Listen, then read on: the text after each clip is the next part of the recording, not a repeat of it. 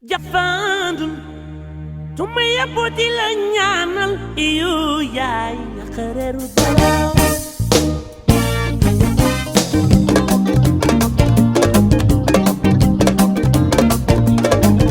piki no bin yaay ramatu de kay na wando dong warulu tontu léegi Rifu dañuy jógee ci côté rap ñu aussi côté politique Rifu sonal nga Mariama Sarr sonal nga Ousmane Noël Dieng da nga am candidat bu nekk sa ginnaaw wala da ngay promouvoir. am na candidat kay. kan la Kaolack si boppam. le KOLACK le Kaolack mooy sama candidat c'est pas xam nga Kaolack laa bëgg Kaolack am évolution Kaolack am changement xam nga Kaolack jëm si kanam Kaolack boobu laa bëgg mu avancer mais sama candidat du Ousmane Noël du Diène Farba du Mariama Sarr du kenn li ma leen di wax j'ai pas des problèmes personnels avec ñoom parce que xaw ma leen wallahi azim xaw ma leen bët ak bët xaw ma leen mais dama xam li ñu nekk di liggéey pour Kaolack loolu laay def waaw ñoom li ñuy liggéey Kaolack mooy dara lu baax tey Mariama Sarr ma jox la exemple bu ndaw Mariama Sarr mënuñ la fal maire te waa dëkk bi xamuñ la 8 ans la Mariama Sarr toog ñu bëri xamuñu loolu. mais loolu est-ce que du ci Mariama Sarr kese loolu problème mu Sénégal waaw mais parce il que faut ministre de la culture moo nekk maire Sédhiou. jërëjëf si waxoon nañ ko fi. léegi nag il faut que ça change ñun suñu combat c'est pas pour Kaolack c'est pour tous les régions du Sénégal. bi ma commencé def sama sortie bi y a beaucoup de jeunes yu dëkk ci ay régions yu ma woone ma mais Rifu yow dag ñoo war a waxal suñu meeru dëkk bi lii ku nekk di woote Sénégal man na leen jël leen seen téléphone woote jël leen seen téléphone vidéo joxe Macky Sall mën na ci jot xamal leen seen dëkk lan xamal leen àdduna lan moo xew seen biir dëkk parce que le monde est devenu numérique toogal sa néeg expliquer li la métti sa meeru dëkk dugal ko ci net bi nit ñi déglu la soxna si loolu kese la amul leneen. On n'a pas un problème personnel avec Mariama Sarr parce que xamuñu ko mais on a un problème pour ak ndax liggéeyam parce que liggéeyam rafetul Kaolack mënuñu la fal maire Kaolack nga toog Dakar 3 ans tu viens pas chez toi 3 ans du dugg sa mairie budget mairie bi fan lay jaar Kaolack waaye xamuñu xaalisu mairie bi fan lay jaar bu ko ci kenn xamee na ma wax xamuñu Mariama Sarr bu nawet jotee nii boo demee Kaolack soo moytuwul da ngay dugg ci rigole barki alxuraanul karim patu lamp yi gumba Kaolack gis ña am oto mbalit ba semaine bii la commencé parce que xam nañ ne ñu ngi jëm ci ay local c'est des choses yoo xamante ne dañ ko waroon éviter gis nga Maolana Cheikh Ibrahim dafa wax lu am solo baañes mu ne heure bu Kaolack jegee Kaolack Sénégal jag parce que Kaolack mooy xolu Sénégal xol mënul feebar yaram wér heure bu Kaolack jagee Sénégal jag heure bu Kaolack yàqoo mënuñu defar Sénégal ba ilal ëbët c'est pas un problème de baañes sa ba dëkk mais baañes moo ko wax parce que Sénégal dañoo xool ne Kaolack mooy le cœur le poumon mooy Kaolack te tout ce que Kaolack peut faire dafa bëri. keroog gis nañ fi camion bambara yu bu jaar ci benn taxi rey ñeenti nit. mais loolu c'était à éviter yomb na ma tegal la ma wax la lu yomb. mais cœur de ville aussi circulation bi. ni muy non billaay du loolu yaa booy déglu ma rek du loolu sax de Kaolack Carrefour la bambara yi mënoon nañ bañ di yegg ci Dakar. parce que Kaolack am na port bambara yi mënoon nañ bañ di yegg Dakar choc bii moo feeñ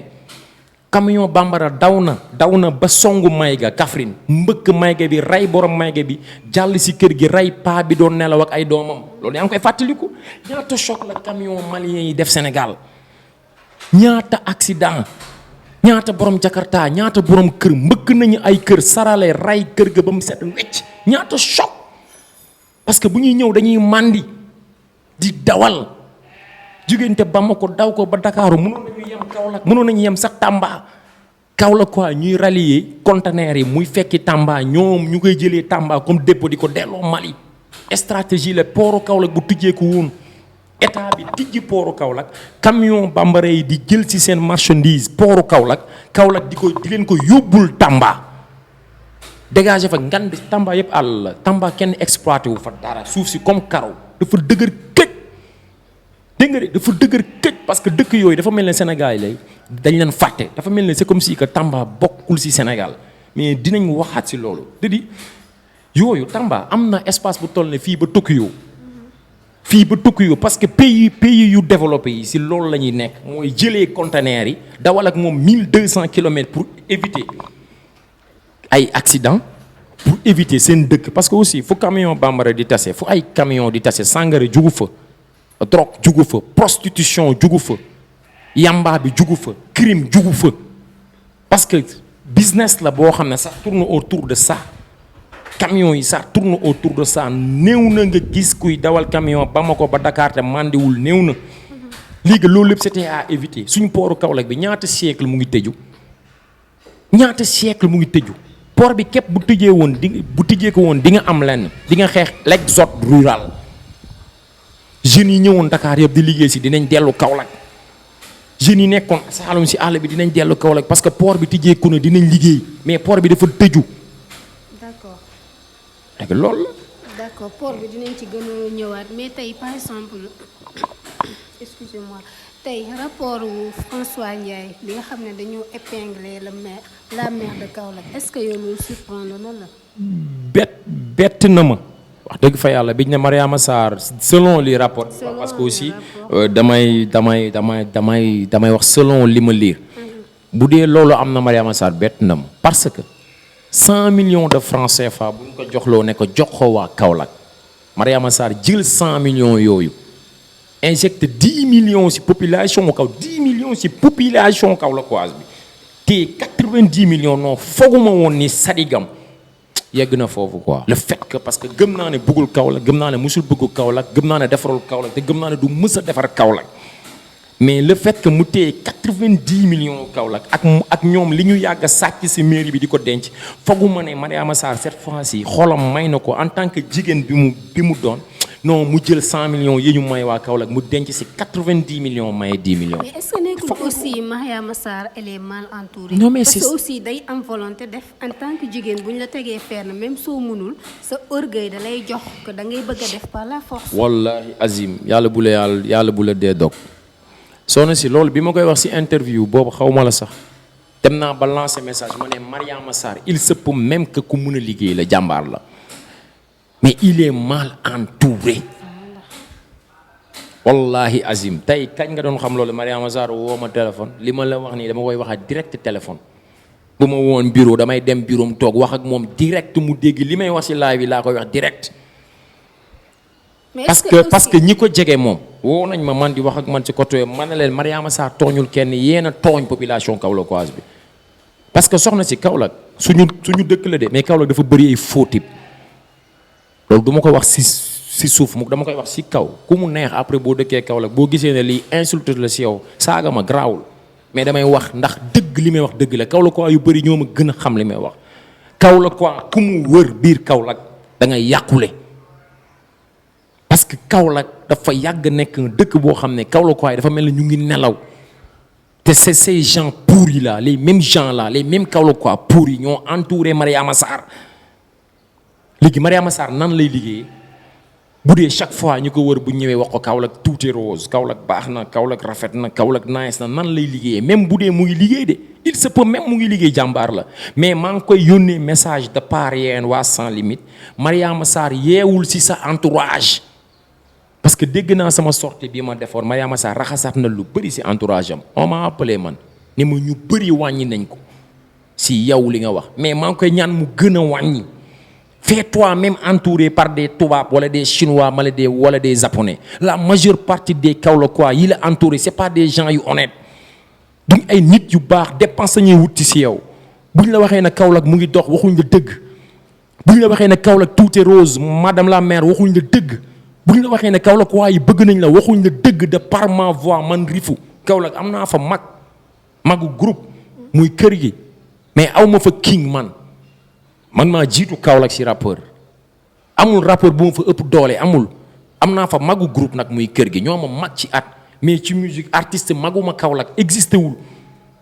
donc man su ma waxee ci Kaolack dama war a wax parce que man nit mënul xaajoo Kaolack ci culture 50% man yu ma moomul 60% yi existé wul. mais wax ji aussi est-ce que.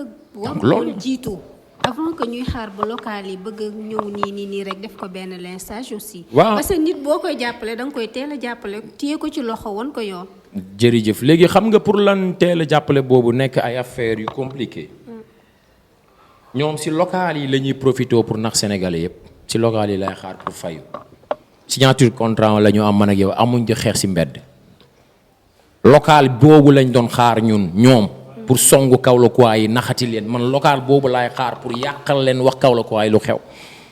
c'est pas un problème de dama xaar ba local yi ñëw parce que si local yi la ñu am pour waxal Sénégalais yi ce qui se passe parce que ñoom si local yi dañuy xaar pour nax Sénégalais yi donc c'est normal man ma expliquer les Kaolackois ce qui se passe réellement si local bi moytu leen wutu ji leen carte pour voter dem leen daas seen carte xaar Mariama Sarr jug ngeen dugal si urne yi voter contre Mariama Sarr si local yi laa ko mën a waxee moo tax si local yi laa koy waxee du ma ko wax avant local du safe parce que si local yi la ñuy profité ñoom pour nax Kaolackois donc si local yi lay xaar pour dimbale sama waa région kese. léegi kon Ousmane Noël moom da nga koy soutenir. Ousmane Noël barki yàlla bëgguma sax di wax si Ousmane Noël. Ousmane Noël moom man dama ne yëpp gi mu yëpp Kaolackois yi damay xaar ba élection jot. Ousmane Noël mais social mu ngi wane boppam. soxna si yow mës nga gis Ousmane Noël si mbedd nii muy joxe Ousmane Noël c'est que c'est pas un problème de Ousmane Noël Diène Farba moo ñu yëpp ñun ministre Diène Farba yow est-ce que xam nga ñaata borom xam-xam ñoo entouré woon Diène Farba est-ce que xam nga ko. waxuma borom xam-xam Serigne Tarki borom xam-xam des grands intellectuels dont je peux citer Mounirou Ly mi gën a ndaw tous ces gens yi entouré woon Diène Farba Ousmane Noël moo leen dàq ak Diène Farba. parce que moo leen ëpp nit. ok yow nag yàq nga réew mi nekke. parce que politique aussi leader la ñuy xool ak nekk sa ginnaaw. ndeysaan soxna si yaa ngi may ragal loo waaye yaa ngi daw sama yaram sama yaram baa ngi daw nit mooy lan ëpp nit développé wul dëkk yaa booy. c'est dommage. waaw merci loolu la parce que politique gu Sénégal loolu la mbooloo dañuy dàq borom xam-xam bu am ñaari nit pour xëcc Bathie Sarr mi am 1200 personnes c'est ça notre problème nous. et que li tax dëkk bi mel ne lu ñu talonné mu dellu ginnaaw Sénégal mel ne lu ñu talonné parce que borom doole yi borom xam-xam yi ñoom ñoo nekk ci ginnaaw borom doole yi jiitu te borom xam-xam moo jiitu pour ne borom doole jaaral fii borom doole jaar foofu parce que kooku borom xam-xam la mais malheureusement borom doole moo jiitu borom doole bu jiitu yoo xam nga lan nga ci am faar wu toj gémmiñ gu màbb tànk yu damm fracture de camp borom xam-xam décédé borom doole décédé parce que ay Ousmane Noël amul spécialiste si dara amul si lu mu spécialisé wu dara yow wax ma dara si Ousmane Nelaw Seck wax ma dara si Ousmane Nelaw Dieng benn rek si Ousmane Nelaw Dieng lenn wax ma lenn rek si Ousmane Nelaw Dieng si lan la spécialisé wu lan Ousmane Nelaw Dieng lan si dara c'était un jaaykatu caleçon fii Castor il vendait des caleçons ici à Castor c'était un vendeur de caleçons li may wax moom xam na ko c'était un vendeur de caleçons on n'a pas un problème nag si liggéey bi muy liggéey mënul jiite réew mi parce que gis nañ le cas de Brésil avec président Lula c'était un ancien menuisier mais jaaykatu caleçon bu am xam-xam mën na jiite Kaolack mais jaaykatu caleçon boo xam ne amoo xam-xam jàngoo xamoo dara fan nga mën a jiite il passe tout son temps à ànd ak ay mbër ay nervi di dugg ci koñ di semer le bordel di joxe xaalis ci ay TikTok di maye xaalis li gën a indil Macky Sall mii problème te nga xam ne Ousmane Noël bii jege na ko par le biais de Diène Farba mi nga xam ne c'est un ministre zéro à la base zéro Diène Farba il est zéro parce que man Ousmane Noël bi laa ñàkkee tout bépp respect bi ma amoon ci Diène Farba parce que un grand intellectuel comme Diène Farba yore xel comme Diène Farba il se permet dàq tous ses ministres pour récupérer benn Ousmane Noël Dieng ça veut dire que le pays est en train de sombrer si rêve bu profond ñu ngi comment parce que borom xam-xam bu ñu ko dàkkee pour indi dof ça veut dire que Sénégal bi yëpp ngi ci danger c'est ce problème là que j'ai en train de parler à Kaolack am na yeneen konaar yu bëgg a laaj suñu mairie bi Kaolack te loolu dinañ ci jëm yeneen te dinañ ko tudd ba mu jeex tàkk parce que duñ ci bàyyi kenn xam nañ tur yëpp dinañ leen tudd benn par benn yéen di ngeen bàyyi ren ngeen di bàyyi parce que Kaolackois yi dañuy yeewu ren duñ bàyyi benn Kaolackois nelaw dinañ yee ñëpp pour konaar yu mel ne yéen ñu bañ a laal mairie bi c'est ça le problème. léegi kon kër gi nag xanaa ñoom ngay jàppale. kër gi demul élection maire Fadel Barro mooy dem élection Fadel Barro it ci xeetu yebaate la bokk rek non Fadel moom dafa réew. léegi kon Rifu kan mooy le candidat idéal pour la région. en tout cas ñii c'est pas des bons candidats pour Kaolack. Fadel Barro li ma waxoon lay waxaat bu wàccoon Kaolack xamul seen kër bi gars yi xamee ne Fadel Barro c'est un Kaolackois yàggul soxna si li may wax ne je parle pas pour décrédibilité nit déedéet je parle par connaissance de cause moi j'habite à Kaolack je connais Fadel Barro xam naa këram xam naa famem son petit frère m'a appelé pour def intervention diggante moom man ak Fadel Barro rakkam woo na ma pour def ci intervention laaj ko lan laa ko tontu du ma tudd turam mais Fadel Barro c'est le pire ennemi de Kaolack jàmmi Kaolack déedéet du jàmmi Kaolack c'est jaamu Kaolack un traître de Kaolack c'est ce Fadel Barro là nit musul gis Kaolack Fadel Barro génn for ay mbuus gulet bi mu soxlaa mairie bi indi ay ndaraan fii ñëw ci ay koñ yi def ay puno nettoyer mais na Kaolack quoi yeewu ñii c'est des gens yu yebaate bu ñëwatee seen koñ nokku leen sànni leen ay xeer dañu ñëw pour ñaawal leen Fadel Barro musul dëkk Kaolack amul Kaolack terrain amul Kaolack kër amul Kaolack dara takkul Kaolack fanaanul Kaolack dëkkul Kaolack du benn combat bu ñuy trôner ñoom laa wax ñoom ak seen mouvement bi Y'en a marre benn combat bu positif existé wul Fadel Barro c'est le pire ennemi de Kaolack le pire ennemi de Kaolack c'est Fadel Barro loolu Ousmane Noël la ko tane sax malgré li ma wax ci Noël yëpp je préfère Noël que Fadel Barro le pire ennemi des Kaolackois c'est Fadel Barro moo gën a yées ñëpp. est-ce que du seen problème personnel aussi. ban père man dama am problème personnel ak Fadel Barro mën ma jur. ban problème c'est pas mon ami on était dans le même mouvement ñoo bokkoon mouvement Y'en a marre ma xam ko xam le gars en tel que la personne moom ma xam ko. ñoom dañ daan toog naan ma boo bàyyiwul Kaolack bi ngay teewal nii yow Kaolack quoi nu mu bonee bu lay jàmm di fu bàyyil Kaolack maa mets sur le Saint Coran bu dee ay Fadel Barro gars yi yàgguñ toog naan ma bàyyil Kaolack quoi yi nga teewal yàlla bu ma yeewu barki alxuraanul karim c'est ces gens là qui me disaient ça Kaolack quoi jarul xeexal parce que Kaolack quoi boo koy xeexal dafay jug di leen xeex ñoom ñoo ma doon wax loolu. léegi tey ñoom ñi ma doon wax bul xeexal Kaolack tey ñoom ñoo jug ñoom naan dañu soxla mairie Kaolack kooku boo ko joxee mairie Kaolack lan lay def Kaolack du def Kaolack dara meruma mais soxna si fi ngay laal sama xol la moo tax may waxee nii je suis pas en colère de dama mer parce que li may wax dëgg la sama xol lay jóge dama mer parce que li nga may laaj sama xol nga may laaj nii. d'accord bon c'est ça. avant dernière question rek sa rapport ak waa kër gi. naay samay grand frère la ñu ma respecté kër gi samay grand lañ.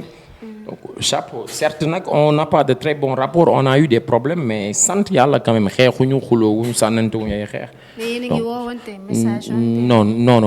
mais nag man loolu dérangé wu ma wax dëgg fa yàlla. ci nekk da nga téye sa bopp da nga téye sa bopp mais xuloo mën na bañ a am foofu mën nañ ànd dem ba benn instant yi yoonu jowaatloo ñu jaar ni ma jaar ni mais il reste mes grands frères.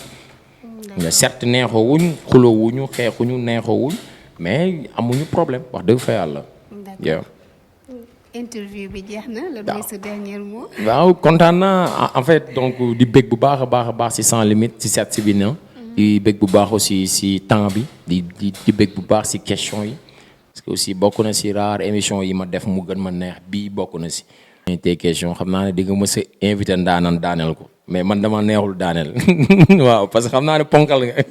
tu es pertinente donc maa ngi lay nuyu bu baax di nuyu suma caméraman bi di nuyu gars yëpp di xam ne bu dee wax ju ñaaw am na ci wax ji am na ku mu blessé maa ngi koy jégalu parce que liñ may laaj sama xol la bu dee am na aussi ku ci gis ne liiri fu wax ni kaamil la tam jàppal ne yàlla waxee ci ñun ñu ngi jégalu bu baax a baax di jégalu ñëpp ñoo xam ne wax nañ leen dégg nag de Mariama Sarr à Akhlou Brick di baalu ñëpp àq parce que li ñu wax mekkul ñun lu ñu wax ndax suñu bànneexu xol dañ ko wax parce que loolu mooy dëgg donc asalaamaaleykum wa rahmatullah taala wa barakatuhu sans limite. jafandul tu ma yaboo di la ñaanal iyo yaay nga xareeru dara